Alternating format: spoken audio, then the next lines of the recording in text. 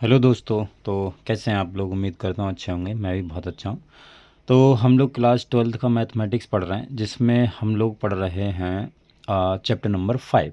ठीक है, जिसका नाम है सातत्य तथा अवकलनीयता, यानी कंटिन्यूटी एंड डिफरेंशियबिलिटी। इससे पहले देखिए, हमने इस चैप्टर के कंटिन्यूटी एंड डिफरेंशियबिलिटी के ऑलरेडी बहुत सारे लेक्चर्स कंप्लीट कर लिए हैं। बहुत सारे हमने सवाल किए हैं। तो यदि आप लोगों ने नहीं देखा तो आप पहले उसे ज़रूर देख लीजिए, ठीक है। क्योंकि बहुत सारे सवाल मैंने करवाए हैं और अगले भी हम अभी सवाल ही करेंगे, क्योंकि बहुत इंपॉर्टेंट चैप्टर है और काफ़ी बच्चों के समझ में भी नहीं आता है। ठीक है, इसलिए मैं खुद से बहुत सारे सवाल करवा रहा हूँ इसके, राइट। देखो, ये जो सवाल है ये बोला है कि के किस मान के लिए फलन, जो भी हमारा फलन डिफाइन है वो हमारा x बराबर 4 पर संतत है। ठीक, देखिए ये बोला है कि x बराबर 4 पर ये फंक्शन कंटिन्यूस है, पहले ही दे दिया है। बस आपको k का मान बताना है। बोल रहा है कि k का ऐसा कौन सा मान होगा जिस पे x बराबर 4 पर ये फंक्शन कैसा होगा, कंटिन्यूस। अब देखो एक बात समझो, जैसे हमें अगर फंक्शन कंटिन्यूस दिखाना है, ठीक है, कंटिन्यूस दिखाना है यानी संतत दिखाना है, तो पहले हम आर एच एल निकालते हैं, राइट हैंड लिमिट निकालते हैं, फिर हम एल एच एल निकालते हैं, लेफ्ट हैंड लिमिट निकालते हैं, फिर उस फंक्शन की वैल्यू निकालते हैं उस पॉइंट पर। सपोज वो पॉइंट ए है। अगर ये तीनों चीज़ें आपस में बराबर आती हैं तो हम बोल देते हैं फंक्शन हमारा कंटिन्यूस है, और अगर बराबर नहीं आती तो फंक्शन हमारा डिसकंटिन्यूस है।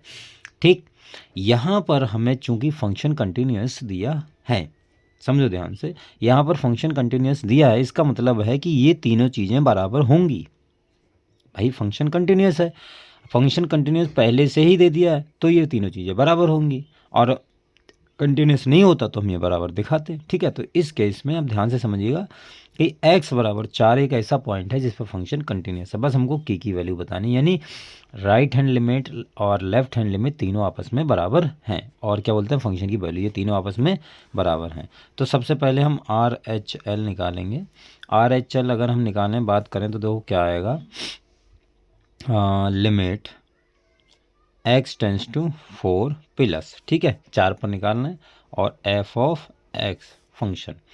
तो ये आ गया limit x tends to 4 plus, और फंक्शन की वैल्यू क्या रख दो, देखो 4 प्लस यानी 4 से ज़्यादा मान है तो ये वाली वैल्यू रखी जाएगी। एग्जैक्टली 4 पर ये है, लेकिन 4 से ज़्यादा है तो ये वाली रखी जाएगी।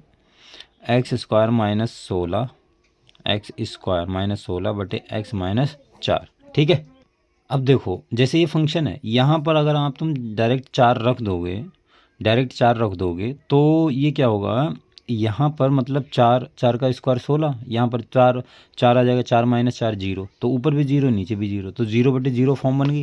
तो लिमिट में हमें 0/0 फॉर्म मिलती है तो उसको पहले हल करते हैं। ठीक है, तो इसको पहले हल कर लो, पहले इसको सिंप्लीफाई कर लो। तो ऊपर देखो मैं लिख सकता हूँ एक्स स्क्वायर तो है, इसको मैं 4 का स्क्वायर लिख सकता हूँ 16 को, और नीचे क्या, एक्स माइनस 4। ठीक है, पहले इसको हल करेंगे, उसके बाद में हम लिमिट अप्लाई करेंगे।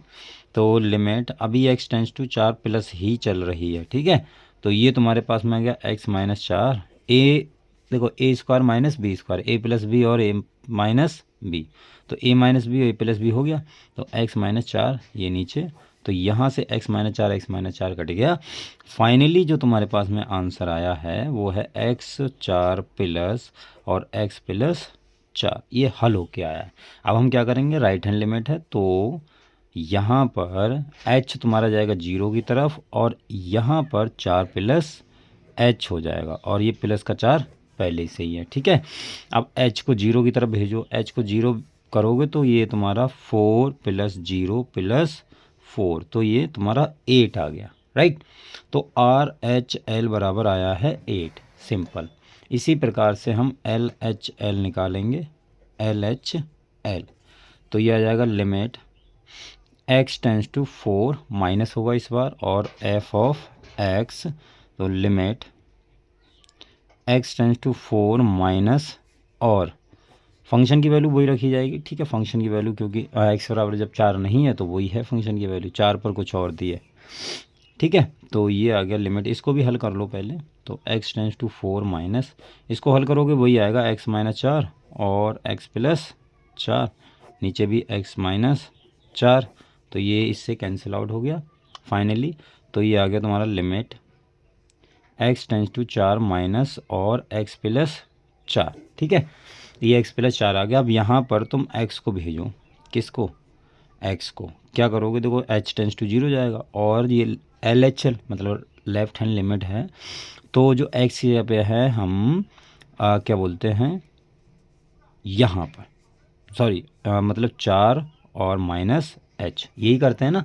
जैसे हमारे पास में LHL होता है तो जो भी लिमिट होती है, जैसे x टेंस टू a है तो हम क्या करते हैं, h को जब 0 भेजते हैं तो x हमारा कहाँ की तरफ जाता है, जो a प्लस है वो h की तरफ जाता है, ठीक है। यही तो करते हैं हम।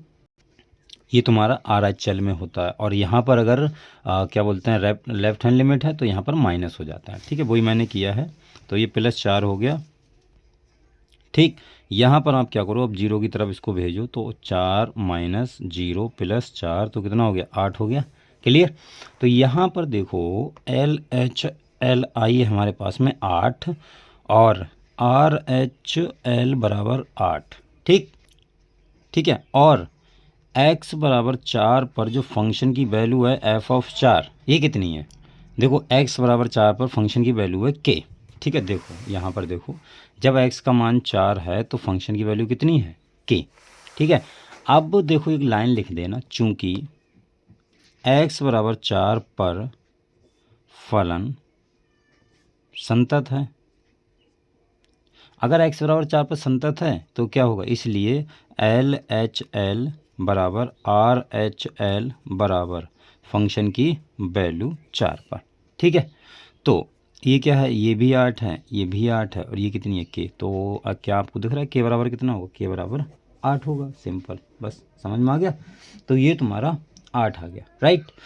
तो इस प्रकार से इसको हम हल करेंगे। क्लियर। तो ये हमारा सवाल हो गया, बहुत इंपॉर्टेंट सवाल है, ध्यान में रखना इस चीज़ को, ठीक है। चलिए आज के लिए इतना ही रखते हैं। अगले और भी जो सवाल हैं वो अपने आप कर लीजिएगा, मतलब सिंपल सवाल हैं। हम जितने कोशिश करेंगे, जितना आप बुक से जितने आपसे बनते हैं उतने आप ज़रूर कीजिएगा, ठीक है। बाकी नए नए टाइप के हम सवाल ज़रूर करेंगे अगले, ठीक है।